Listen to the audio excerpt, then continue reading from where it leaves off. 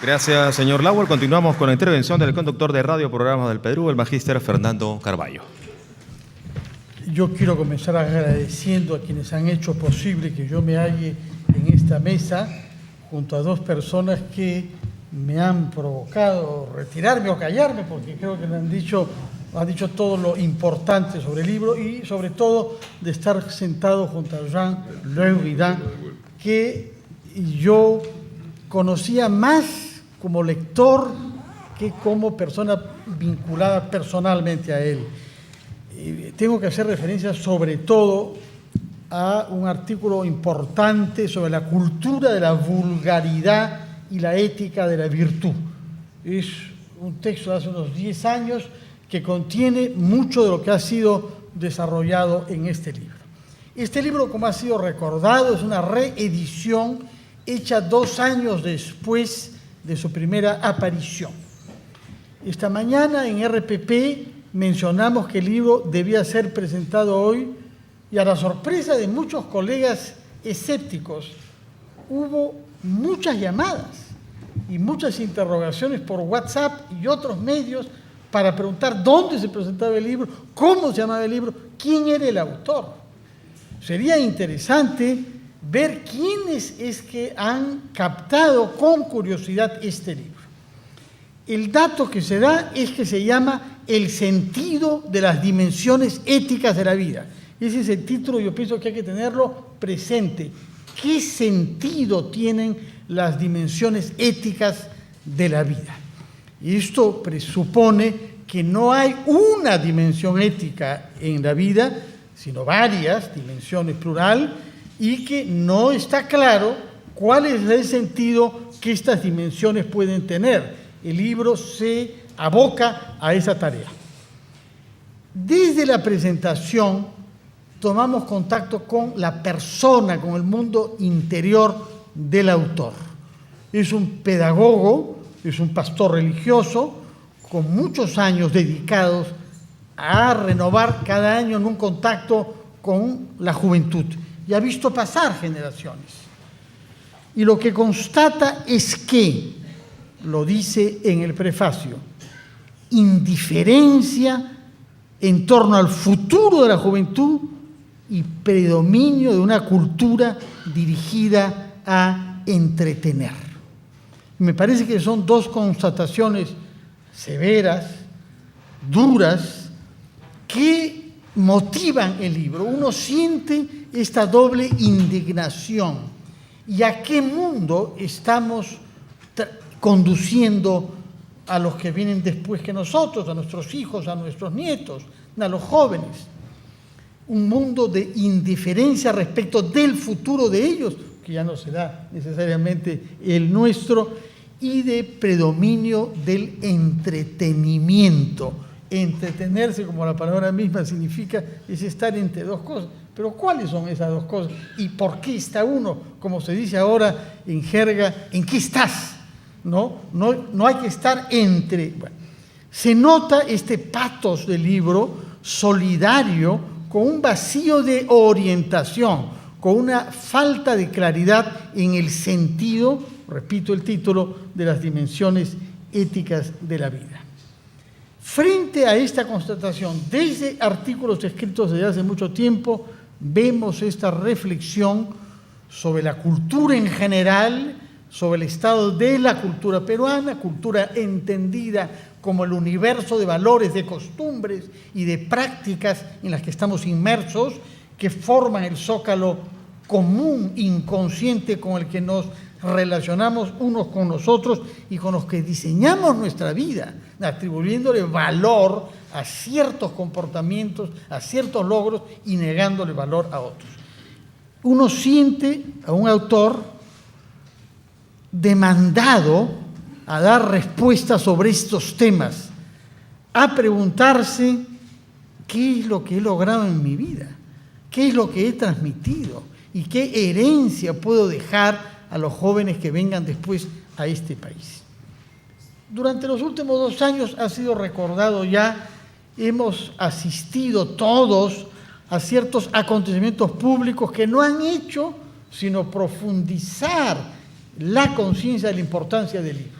Uno tiene una proyección internacional, que es la llegada al poder en la primera potencia mundial de alguien como Donald Trump, uno de cuyos consejeros más cercanos, alejado ahora de él, ha podido decir, es un hombre que miente sistemáticamente y que todo lo que ha hecho en la vida lo ha logrado mintiendo.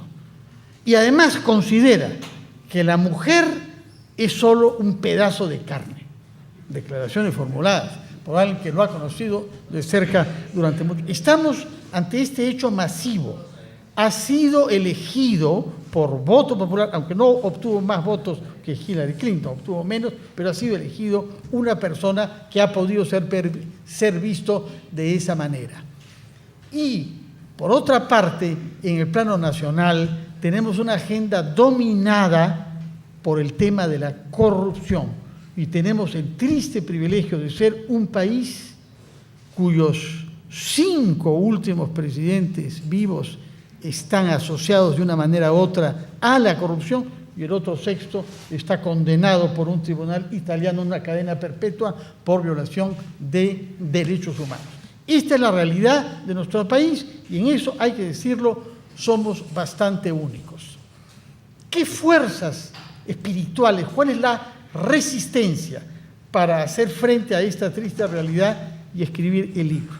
Yo quisiera resaltar, detrás del autor, de Johan Luridan, hay 800 años de una institución que es probablemente la más antigua institución occidental creada por espíritu humano, porque existe la Iglesia, pero sabemos que no ha sido necesariamente creada solo por hombres. 800 años de una orden fundada ante un mundo de cambios acelerados, marcado sobre todo por la aparición de un fenómeno radicalmente nuevo en la Europa de la época, que es la aparición de ciudades. La vida rural, dominada por el orden feudal y por los monasterios, da lugar a grandes aglomeraciones, controlado que se logra la seguridad para hacer viajes de una ciudad a otra. En estas ciudades aparecen algunos fenómenos que no se conocían, como el de la mendicidad, y por eso las órdenes mendicantes, como se llama la orden dominicana y la orden franciscana. Y en segundo lugar, hay que enseñar. Aparece la institución urbana por excelencia en Occidente, que es la universidad. La orden dominica nace con esa vocación de llevar el cristianismo, que tenía para entonces 1200 años, pero repito, en una Europa marcada por el fin del Imperio Romano, la fragmentación del espacio geográfico común y sin ciudades grandes, a este fenómeno nuevo que nos sigue marcando, y eso lo sabemos en Lima demasiado bien, la vida de las ciudades. Hay 800 años de pensamiento filosófico y de esfuerzo intelectual por responder a los desafíos nuevos. Desde el punto de vista conceptual, sin duda, la más importante respuesta es la inspiración principal del pensamiento de Johan Luridan, que es la obra de Tomás de Aquino, teólogo y filósofo italiano, nacido en el sur de Italia, que enseña en varias capitales europeas y que reposa en Toulouse, Francia, donde ha sido enterrado finalmente. Yo me he acercado, tengo el recuerdo de ver su lápida en Toulouse, Francia, después de haber visitado en Nápoles la capilla en la que él se arrodillaba para salir de la depresión que le producía la sensación de no poder escribir algo bien. Durante los años en que redactó la Suma Teológica, Tomás de Aquino, ¿qué cosa es lo que escribo? ¿Qué cosa puedo decir de válido? Este hombre extraordinario, con estas dudas, razón por la cual se atribuye a un crucifijo que se ve ahí, haberle dicho: Tomás, no te preocupes, has escrito muy bien sobre mí mismo en Nápoles. Yo pienso que eso podríamos decirlo, no es la voz de un crucifijo, pero nuestra voz. Johan, has escrito muy bien sobre nosotros todos.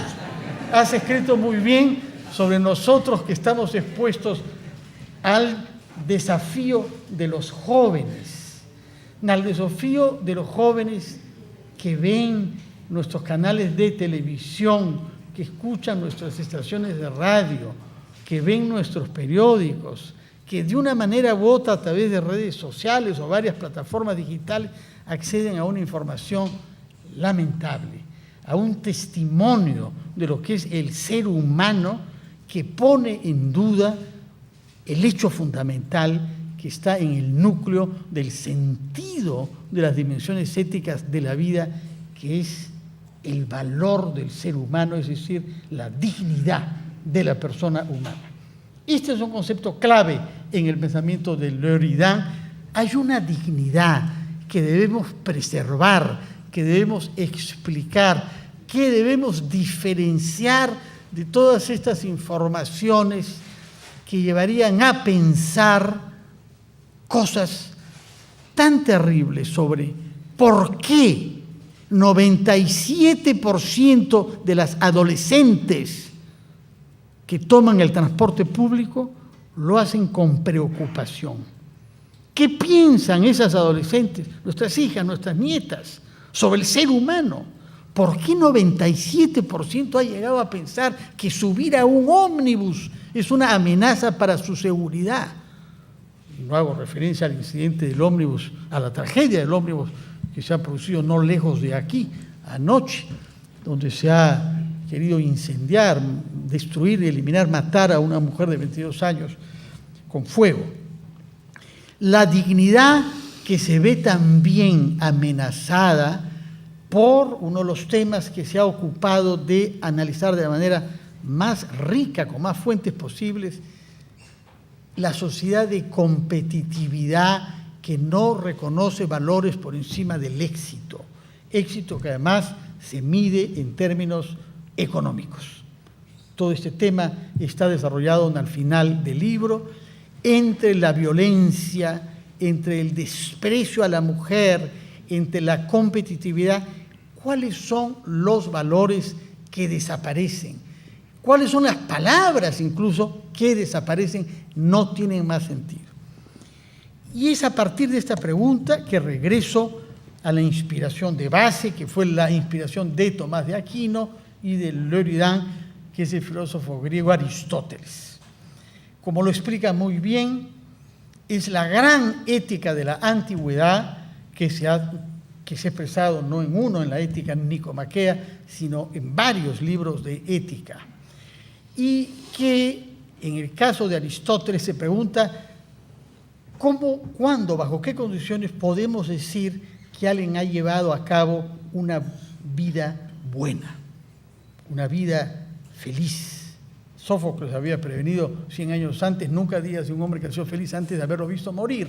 Aristóteles es sumamente prudente y dice: ¿bajo qué condiciones podemos decir que una vida humana cumple con la dignidad del hombre? Y acá se introduce en un concepto crucial, ya lo he citado en uno de los artículos más importantes escritos previamente por L'Eridan, el concepto de virtud.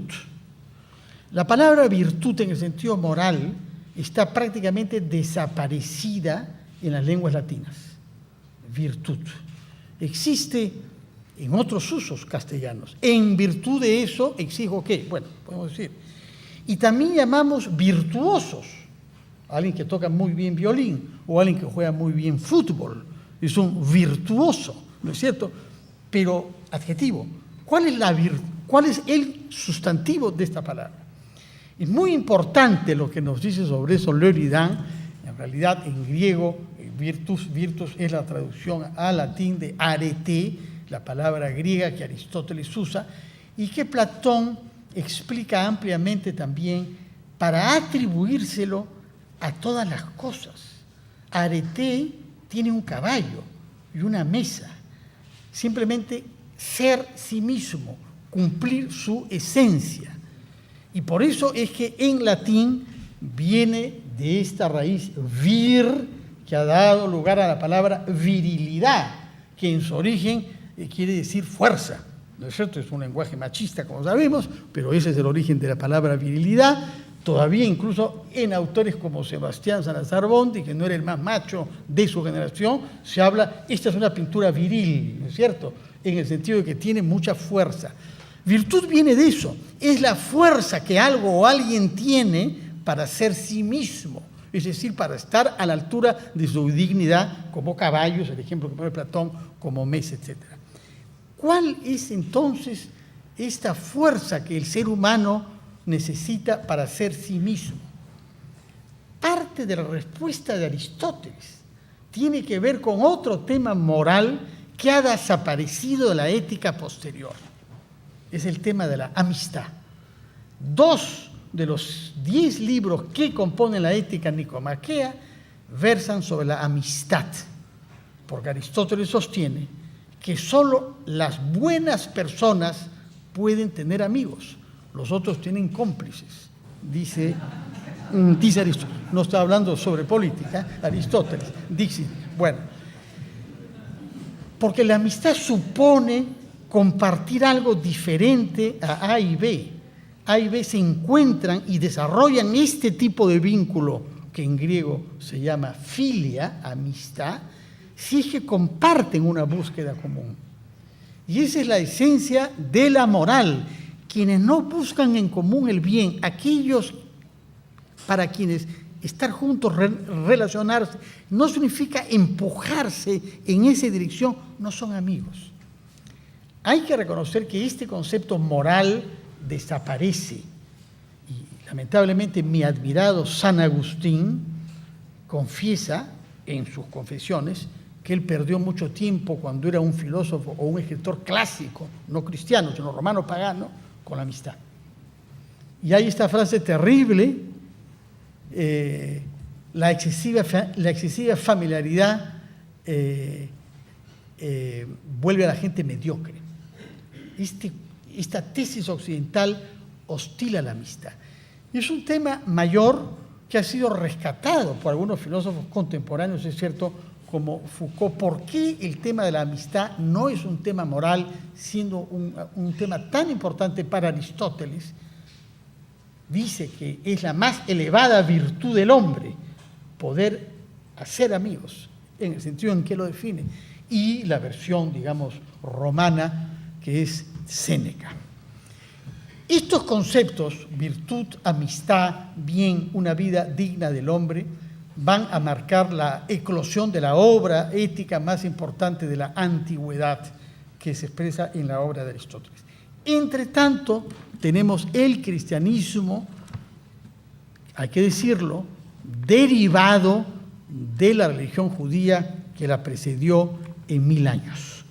Por eso, cuando Leridan introduce el tema central del Evangelio, que es el tema del amor, lo hace precediéndolo de un pasaje del profeta Ezequiel, que quiero leer. Este pasaje se halla en las antípodas de todo lo que se ha escrito y pensado en el mundo greco-romano.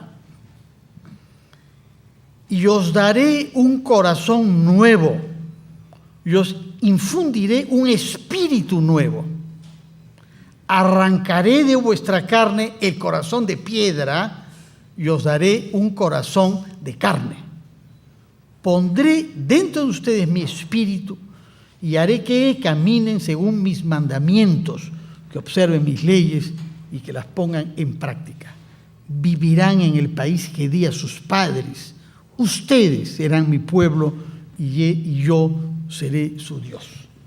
Solamente después de citar este pasaje de Ezequiel, no sé, la fuerza extraordinaria de constatar que tenemos un corazón de piedra y que la promesa del Dios fundador de este pueblo es que nos va a retirar este corazón de piedra para trasplantarnos un corazón de carne. Solamente después cita a Juan: les doy un mandamiento nuevo, que se amen los unos a los otros.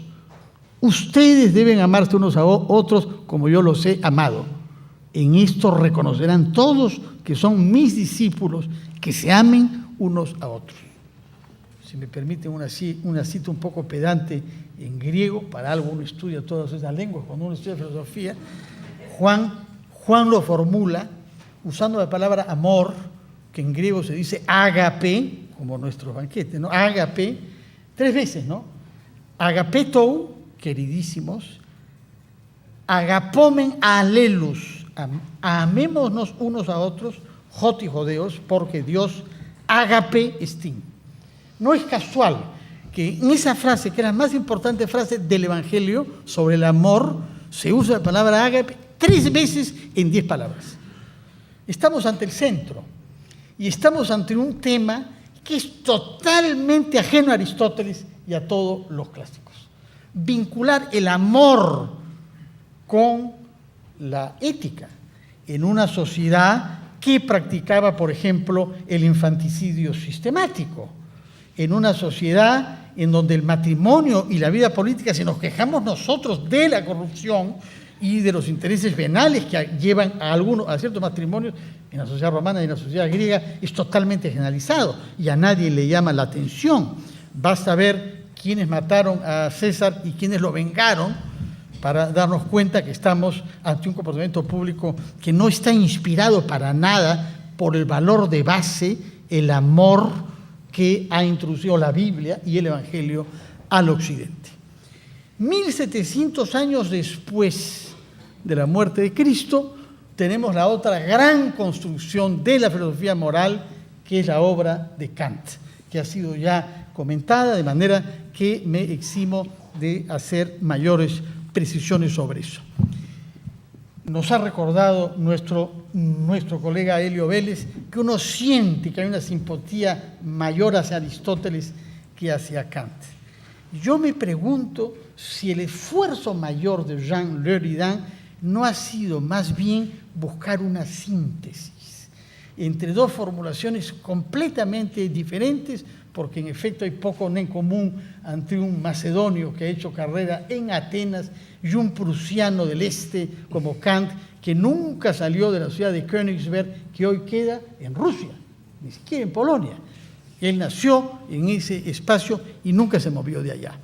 De manera que estamos ante un libro que quiere responder, yo lo entiendo así, a desafíos pedagógicos cotidianos, para que tiene que tomar contacto con jóvenes y los ve con respeto. ¿Qué vida vas a tener? ¿Qué mundo te estamos dejando en relación al que nosotros tuvimos durante nuestra juventud, por ejemplo?